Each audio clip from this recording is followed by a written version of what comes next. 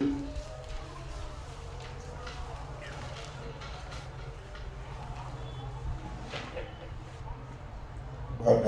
ప్రభు అయిన యేసుక్రీస్తు నామములో కూడి వచ్చిన మీ అందరికీ నా హృదయపూర్వకమైన వందనాలు. దేవునికి స్తోత్రం. హల్లెలూయా. ఇంతవరకు పాటల ద్వారా దేవుని నామాన్ని మహిమపరిచి ఉన్నాము. పరిశుద్ధ లేఖన భాగంలో నుండి ఒక వాక్యాన్ని మనము చదువుకొని వాక్యాన్ని మనము ధ్యానం చేసుకుందాం. చదవండి. మలాకీ గ్రంథము 1వ అధ్యాయము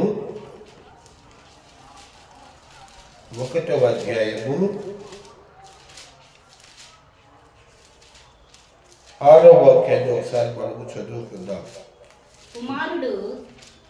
మలాకీ గ్రంథము 1వ అధ్యాయము 6వ వాక్యము. కుమారుడు తన తండ్రిని ఘనపరచును కదా, దాసుడు తన యజమానుని ఘనపరచును కదా. నా నామమును నిర్లక్ష్య పెట్టు యాజకులారా, నేను తండ్రినైతే నాకు రావలసిన ఘనత ఏమాయను? నేను యజమానుడనైతే నాకు భయపడువాడు ఎక్కడున్నాడు అని సైన్యములకు అధిపతి యెహోవా ఇప్పుడు అడుగగా, ఏమి చేసి మీ నామమును నిర్లక్ష్య పెట్టితమని మీరందరూ నా బలిపీఠం మీద అపవిత్రమైన భోజనమును మీరు అర్పించుచు, ఏది చేసి నిన్ను అపవిత్రపరచుమని మీరు అందరూ యెహోవా భోజనపు బల్లను నీచపరచినంత చేతనే కదా. దేవాది దేవుడు ఈ సంవత్సరపు మొట్టమొదటి ఆదివారము మనతో మాట్లాడుతున్న మాట ఏంటంటే, కుమారుడు తండ్రిని ఘనపరుస్తాడు. కుమారుడు తండ్రిని ఘనపరుస్తాడు. దాసుడు యజమానుని ఘనపరుస్తాడు. బాగా గమనించండి. మాటలకు అర్థం ఏంటంటే, దేవాది దేవుడు ఆయన యొక్క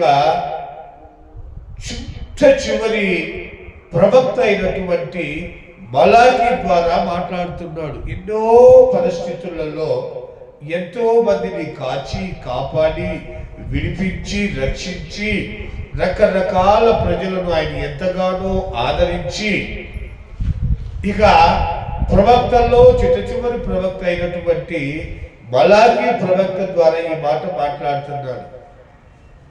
ఏం మాట్లాడుతున్నాడంటే, కుమారుడైతేనేమో తండ్రిని కనపరుస్తాడు, దాసుడైతేనేమో యజమానుని కనపరుస్తాడు. దేవుని బిడ్డలు మరి చెప్పుకునే మీరు ఎవరిని కనపరుస్తున్నారు? దేవుని కనపరచట్లయితే దేవునికి ఇష్టమైన పనులు మీరు చెయ్యాలి కదా. మీరు ఏం చేస్తున్నారు మీకు అర్థమవుతుందా అని దేవాది దేవుడు వారితో సూటిగా మాట్లాడుతున్నాడు. వీళ్ళంటారు, మేమేం చేశాం నాయన, మేమేం చేశాము? దేవుడు చెప్తున్నాడు, దేవుని యొక్క పవిత్రమైనటువంటి బల్ల మీద భోజనం మీరు అపవిత్రం చేస్తున్నారు. పవిత్రమైన భోజనం అంటే మీరు ఎంతసేపు మనం తినే భోజనం అనుకుంటున్నారేమో, శుభ్రంగా వండుకొని తింటున్నాం కదా, ఇంకా భోజనాన్ని అపవిత్రపరిచేది ఏంటి మనం అని ఆ యేసయ్య చెప్పేది, లేదా దేవాది దేవుడు తన ప్రవక్త ద్వారా పలికేది ఏంటంటే, మనము తినే ఈ భోజనం గురించి కాదు. ఆయన భోజనపు బల్ల అని ఒకటి ఉంటుంది. ఆయన భోజనపు బల్ల అని ఒకటి ఉంటుంది. దాన్ని సముఖపు రొట్టెల బల్ల అంటారు. దాన్ని సముఖపు రొట్టెల బల్ల అంటారు. ఈ సముఖపు రొట్టెల బల్ల ఎక్కడ ఉంటుందంటే దేవుని మందిరంలో ఆవరణ ఉంటుంది. ఆ దేవాది దేవుడు ఏర్పాటు చేసుకున్న మందిరం గురించి చెప్తున్నారు. దేవుని మందిరంలో ముందుగా ఆవరణం ఉంటుంది. ఆ ఆవరణంలో బలిపీఠం ఉంటుంది. ఆ ఆవరణంలో గంగాళం ఉంటుంది. దేవుని మందిరంలో ఉన్న పరికరాలు, ఎందుకంటే భోజనపు బల్ల గురించి చెప్తున్నాడు కనుక మనకు భోజనపు బల్ల అంటే మన ఇంట్లో ఉండే డైనింగ్ టేబుల్ గుర్తు వస్తాయి. ఆ డైనింగ్ టేబుల్ కాదు నేను చెప్పేది. దేవాది దేవుని సముఖపు రొట్టెల బల్ల అయినటువంటి ఆ బల్ల గురించి చెప్తున్నాడు. మీరు దేవుని మందిరంలో బల్లను అపవిత్రపరుస్తున్నారు. మేము ఏం చేసామయ్యా అంటే ఆయన వ్యక్తపరుస్తున్నాడు ఆయన బాధను. ఆవరణంలోనేమో గంగాళము బలిపీఠం ఉంటుంది. పరిశుద్ధ స్థలంలోకి వచ్చేటప్పటికి రెండవది, పరిశుద్ధ స్థలంలోకి వచ్చేటప్పటికి దీపవృక్షము, ధూపవేదిక, ఈ సముఖపు రొట్టెల వల్ల ఈ 3 వస్తువులు ఉంటాయి అక్కడ. బాగా గమనించాల్సిన విషయం ఏంటంటే, అందుకే మన మందిరానికి కూడా ఏం చేశానంటే ఈ మందిరానికి 3 పార్ట్లు. ఇదంతా ఆవరణం. ఈ ఆవరణంలోనికి ఎవరైనా రావచ్చు, దేవుణ్ణి ప్రార్థన చేసుకోవచ్చు. పరిశుద్ధ స్థలంలోకి దేవుడు ఏర్పాటు చేసుకున్న బిడ్డలు కూర్చుంటారు. అతి పరిశుద్ధ స్థలమైన ఫుల్పిట్ మీదకి దైవ సేవకులు వెళతారు. పాత నిబంధన కాలంలో దేవుడు ఏర్పాటు చేసుకున్న 3 భాగాలు. అదే రీతిగా ఆ పరిశుద్ధ స్థలంలో ఈ సముఖపు రొట్టెల బల్ల ఉంటుంది. ఆ పరిశుద్ధ స్థలంలో ఈ సముఖపు రొట్టెల బల్ల దగ్గరికి అందరూ రాలేరు. ఎవరు వస్తారంటే ప్రత్యేకించబడినటువంటి యాజకులు, సమర్పించుకున్నటువంటి ప్రధాన యాజకులు, వాళ్ళే వెళ్తారు ఆ ప్రదేశానికి. వాళ్ళని హెచ్చరిస్తున్నాడు దేవుడు. దేవుని బిడ్డలమని చెప్పుకునే మీరు ఆ బల్లను అపవిత్రపరుస్తున్నారు అని. ఈ బల్ల గురించి మనం చెప్పుకోవాలనుకుంటే అనేకమైనటువంటి విషయాలు. ఈ రోజుకి వచ్చేటప్పటికి అదే బల్లను దేవాది దేవుడు తన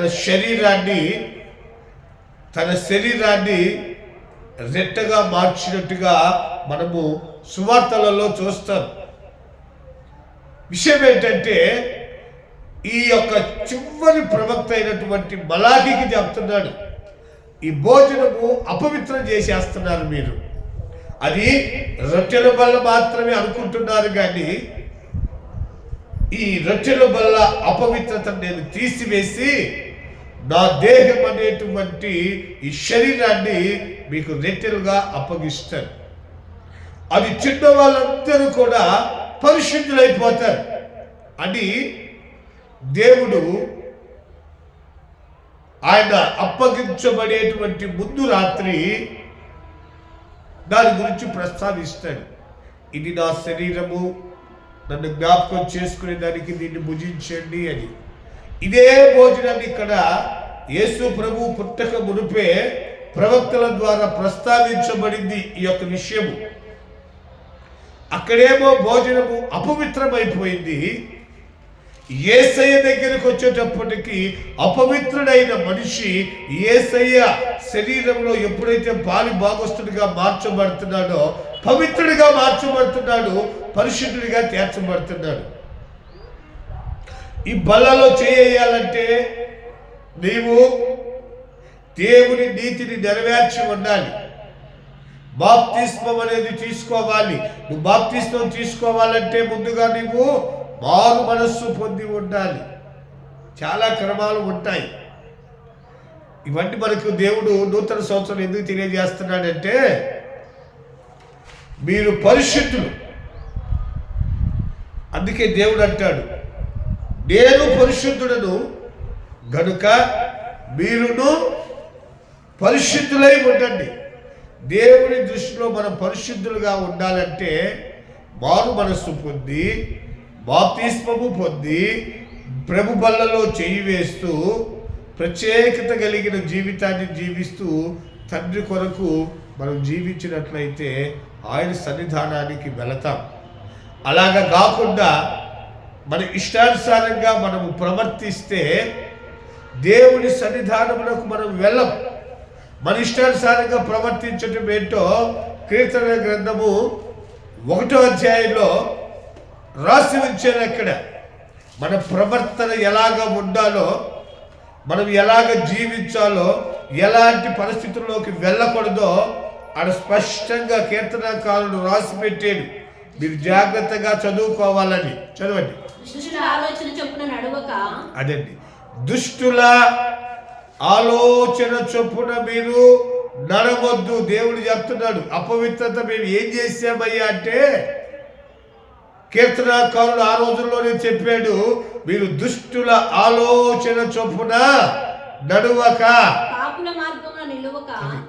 పాపులు నిలిచే మార్గం ఒకటి ఉంటది. పాపుల మార్గంలో నువ్వు నిలవద్దు. ఈ నూతన సంవత్సరంలో దేవుడు మనకు చెబుతున్నటువంటి మాట ఏంటంటే, పాపుల మార్గములో నువ్వు నిలవద్దు. వాళ్ళు పాపి అని నువ్వు గుర్తుపెట్టావో వందనాలు చెప్పేసి పక్కకి వెళ్ళిపో. నువ్వు వేలికి చూపకూడదు, నువ్వు వాళ్ళని అపహసించకూడదు, హేళన పాలు చేయకూడదు, నువ్వు హేళన పాలు కాకూడదు. నువ్వు అని చెప్తున్నాడు, పాపుల మార్గంలో నిలువక. ఇంకా చూడండి, అపహాసకులు కూర్చుండు చోట ఈ నవ్వు 4 విధాలుగా చేటు అని ఈనాడో పెద్దలు చెప్పారు. ఈ నవ్వులోనే రకరకాల దుష్ప్రభావాలు చోటు చేసుకుంటాయి. నవ్వినట్టే ఉంటారు, నీతో పక్కకెళ్ళి నీ గురించి గుసగుసలాడతారు. నవ్వినట్టే ఉంటారు, నీతో నవ్వుతూ మాట్లాడతారు, పక్కకెళ్ళి మన మీద చాడీలు చెప్తుంటారు.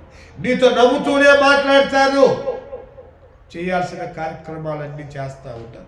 అపహాసకులు కూర్చుండు చోట కూర్చోవద్దు. దేవుడు మనకు చెబుతున్నటువంటి వాగ్దానాలు ఇవి. మన వాళ్ళందరూ ఒక వాగ్దానం పట్టుకొస్తాడు, ఏదో కాగితం రాసుకొని ఆ వాగ్దాన్ని పోయి మళ్ళీ ఆ వాగ్దానానికి అడిగి పెట్టినప్పుడు ముందే పెట్టి పెడతాడు పాస్టర్ గారు. ఇందులో అందులో లాభం. ఇది లేకపోతే అది కష్టం. మళ్ళా బాగా గమనించాలి. ఎందుకు? వాగ్దానం, అమ్మో వాగ్దానం పరిశుద్ధమైంది. వాగ్దానం పరిశుద్ధమైంది కాబట్టి నువ్వు వాగ్దానం తీయాలంటే ముందే వేయాలి. చూడండి, వాగ్దానం దేవుని వాగ్దానానికి వెళ్ళలేదు. ఆయన పరిపూర్ణుడైన దేవాది దేవుడు.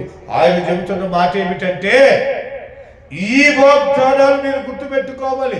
సంవత్సరపు ప్రారంభంలో దేవుని యొక్క సంపూర్ణమైన వాగ్దానం ఇది. అపహాసకులు కూర్చుండు చోట కూర్చుండక, అదేంటి, యెహోవా ధర్మశాస్త్రమందు ఆనందించుచు. ఆనందం అక్కడ ఉంది, ఇక్కడ కాదు. నలుగురు కూర్చొని ఇకలు పక్కపక్కలు చేసుకుంటే ఆనందం కాదు. నలుగురు కూర్చొని పోకిని మాట్లాడుకుంటే ఆనందము కాదు. నలుగురు కూర్చొని ఇష్టానుసారంగా మాట్లాడుకొని విస్తారమైన మాటల్లో దోషముండక మానదరు రీతిగా విస్తారంగా మాట్లాడుకొని నవ్వుల పాలవటం కాదు. దేవుని వాక్యం చెప్తుంది, దివారాత్రులు దానిని ధ్యానించువారు ధన్యులు. పరిశుద్ధాత్మ ధర్మశాస్త్రమందు ఆనందింపజేస్తాడు. ఆ ధర్మశాస్త్రంలో ఆనందం ఉంది. మీరు బాగా గమనించండి. బైబుల్ చదివేటప్పుడు మనం చదవాలి అన్న తొలపు వచ్చినప్పుడేమో కొంచెం భారంగా తీస్తాం బైబుల్. బాగా గమనించాను. నేను కూడా చదువుదామా? చదువుదాం. కొంచెం బద్ధకంగా చేస్తాం. తీసిన తర్వాత మళ్ళీ ఈ పుల్ల పెట్టి చదివేది ఒక చోట ఏలి ఆడికి పోతే ఆ ఏలి ఆడ పెడితే అబ్బా ఆడు చదువు. ఒక ఆయన ఇట్లాగే ఏలి పెట్టి చదివేట ఆయన, ఒక ఆయన ఏదో ఒక కార్యక్రమం మొదలుపెట్టి పుల్ల పెట్టి లేకపోతే ఏలు పెట్టి డైరెక్ట్గా తీశాడంట. అది ఏదో దేవుడి వాక్యం ఉంది, ఆ వాక్యాన్ని చదివి అబ్బా దేవుడు మాట్లాడిందని చెప్పని అది చేయాల్సి చేసి ఇవన్నీ చాలా ఇదిగా ఉంటాయి. కారణం ఏంటంటే దేవుడి వాక్యము ఎలాగ మాట్లాడుతుందంటే ఏలు పెట్టి పుల్ల పెట్టి చీటీ పెడితే కాదు. దేవుని వాక్యము మనము పరిశుద్ధ గ్రంథాన్ని పరిశుద్ధంగా ఓపెన్ చేసి దేవా నాతో మాట్లాడిన ఆయన అని ఒక అధ్యాయాన్ని పట్టుకొని మనం చదువుతూ ఉంటే దేవుని పరిశుద్ధత బోధపడుతుంది, దేవుని వాక్యం అర్థమవుతుంది. దేవుడు మనకు ఏమి చెప్పాలని నిర్ణయించుకున్నాడో అది మనకు క్షుణ్ణంగా తెలుస్తుంది. అది వాగ్దానం. నువ్వు బైబుల్ చదువుతూ ఉంటే కొత్త కొత్త విషయాలు, కొత్త కొత్త మర్మాలు నీకు అర్థమవుతాయి. ముడిసి పక్కన పెట్టి జిప్పేస్తే నీకేం లోకం తెలుస్తుంది, నీకేం తెలివి తెలుస్తుంది, నీకేం ఆలోచన వస్తుంది, నీకు మనిషి తలంపులే వస్తాయి. అదే పరిశుద్ధ గ్రంథాన్ని నువ్వు ముందు పెట్టుకొని ధర్మశాస్త్రమును దివారాత్రులు ధ్యానిస్తే ఆ దైవ సంబంధమైనటువంటి ఆనందాన్ని నువ్వు అనుభవిస్తావు, మనం అనుభవిస్తాం. అందుకే దేవుడు చెప్తున్నాడు, దివారాత్రులు దానిని ధ్యానించువారు ధన్యులు. ఇంకా ఏముందో చదవండి. అతడు నీటి కాలువల ఎరను, లేకపోతే ఆమె నీటి కాలువల వరను నాటబడినదై. ఆ కాలువల ఎరను అనగా కాలువ ప్రక్కనే చాలా చక్కటి నీరు, గాలి, ఎండ అన్ని తగులుతాయి. అక్కడ చెట్లు ఏపుగా పెరుగుతాయి, పొడవుగా పెరుగుతాయి. అతడు నీటి కాలువల ఎరన నాటబడిన వాడై అదండి ఆకు వాడక తన కాలమందు ఫలములిచ్చు చెట్టు వలె ఉంటాయి. ఫలములు లేని చెట్లు కూడా ఉంటాయి. ఒక పెద్ద చెప్పాడు అంజూరం చెట్టు అంటే.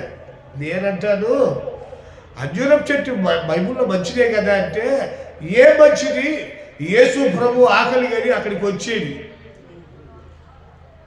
యేసు ప్రభు ఆకలి కానీ అక్కడికి వస్తే ఆ చెట్టుకు ఫలాలు లేవు. చూసాడు. నీ చెట్టు యొక్క పని ఏంటంటే శ్రేష్టమైన ఫలాలు ఫలించాలి. అది చెట్టుకు క్షేమం, లేకపోతే చెట్టుకు ఒక ధన్యత. ఒక చెట్టు కాయలు మనం తిన్నామనుకో, పనికిరాని రేగి చెట్టు కూడా 2 రేగి పళ్ళు ఎత్తుంది. బాగా గమనించండి. చేదునిచ్చే యాప చెట్టు కూడా యాపకాయలు తీయగా ఉంటాయి. నేను చిన్నప్పుడు నేను కూడా తిన్నాను యాపకాయలు ఉత్తుకొని.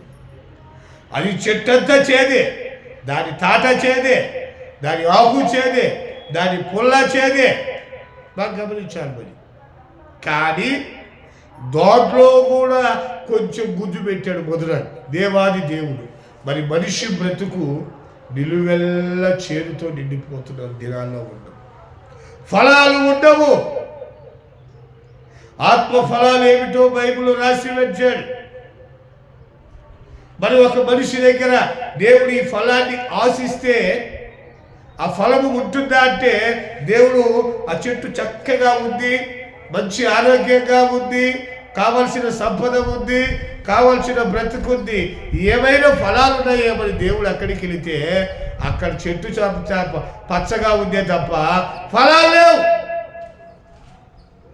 ఎంత పచ్చడి చెట్టు అయితే మాత్రము ఫలములు లేని ఎందుకు ఉపయోగపడుతుంది ఆ చెట్టు? ఫలము లేని చెట్టు దేనికి? బాగా గమనించాలి. ఒక మనిషి బ్రతికితే దానివల్ల నీ ఎదుటి వారు తృప్తి పొందాలి. వారి వల్ల మన వలన మన ఎదుటి వారు సంతోషపడాలి. మన ఎదుటి వారు ఉపయోగకరంగా ఉండాలి. మనం కష్టాల్లో సహాయం చేయాలి, బాధల్లో తోడుగా నిలవాలి, అవసరాల్లో అవసరాలు తీర్చాలి. రకరకాలుగా నీ ఎదుటి వారికి నీవు ప్రయోజనకరంగా ఉంటే, ఎందుకంటే చెట్టు ఫలములు ఫలిస్తేనే తప్ప ఆ చెట్టు తినదు. నా కాయలు నేనే తింటాను అని అనదు చెట్టు. బాగా గమనించండి. ఎందుకు ఆ చెట్టు ఫలించేది? ప్రపంచ మానవాళిలో ఉన్నటువంటి మనుషులు చక్కటి ఆ ఫలములు భోజనం చేసి లేకపోతే తిని దీవించాలి. ఆ చెట్లలో మధురాతి మధురమైన ఫలాలు ఇచ్చేటువంటిది ఖర్జూర వృక్షము. హల్లెలూయా, హల్లెలూయా. అందుకే ఖర్జూర వృక్షం గురించి గొప్పగా చెప్పారు. ఏమని తెలుసా? నీతిమంతులు ఖర్జూర వృక్షము వలె. ఇక్కడ చెప్తున్నాడు, అతను నీటి కాలువల ఎవరైనా నాటబడి తన కాలమందు ఫలములిచ్చువు చెట్టు, ఆకు వాడక చెట్టు వల్లే.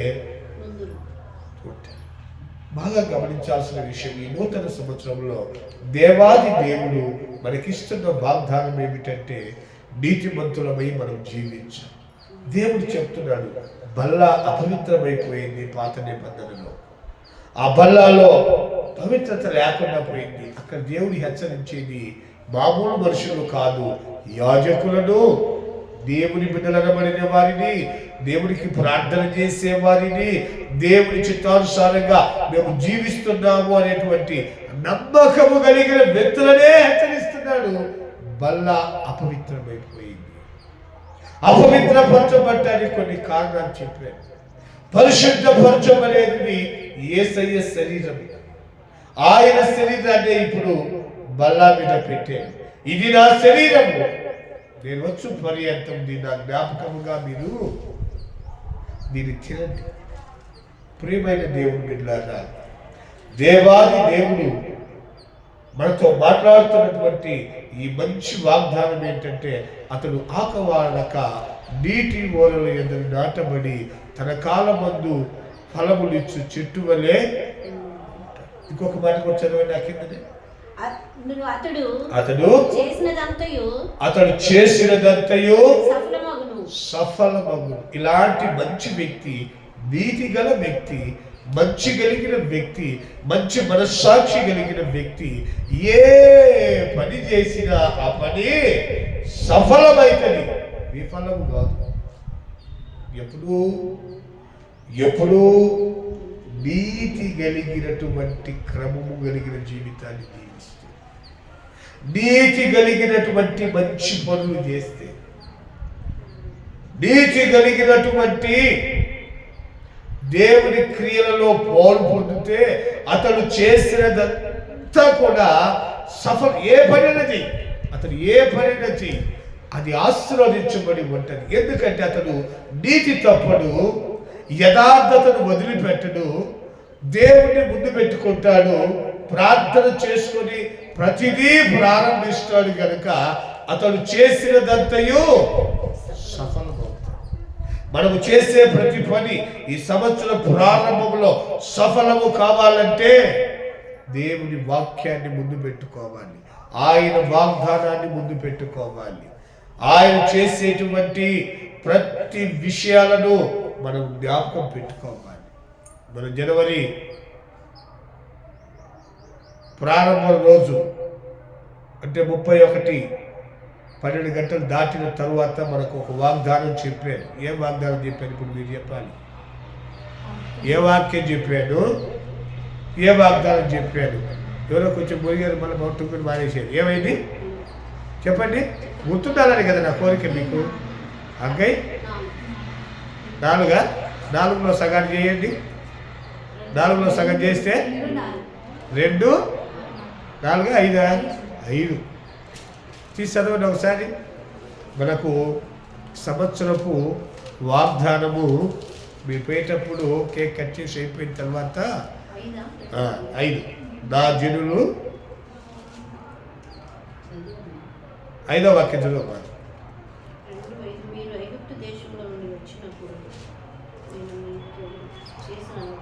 హగ్గయి 2వ అధ్యాయము 9వ వాక్యం చదువు ఒకసారి.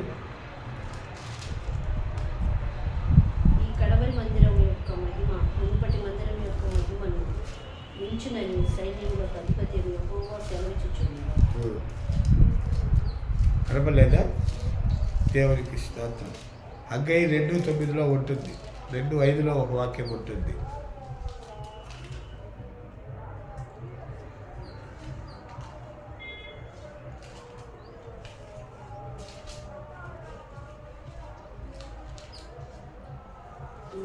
1:6 మాత్రం మీరు విస్తారముగా విత్తినగు కొంచెమే ఉన్నది. మీరు భోజనము చేయుచున్నాను, ఆకలి తీరకయున్నది. పానము చేసి ఉన్నను, దాహము తీరకయున్నది. కిందనే ఉంటుంది ఇంకా, నా జనులకి ఎన్నటికి సిగ్గునొద్దరు.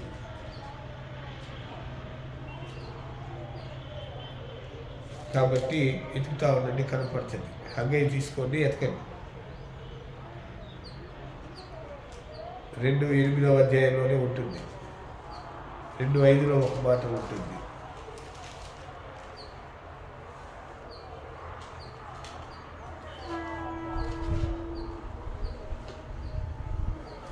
సరే, ఎత్తి చూపిస్తాను మీకు.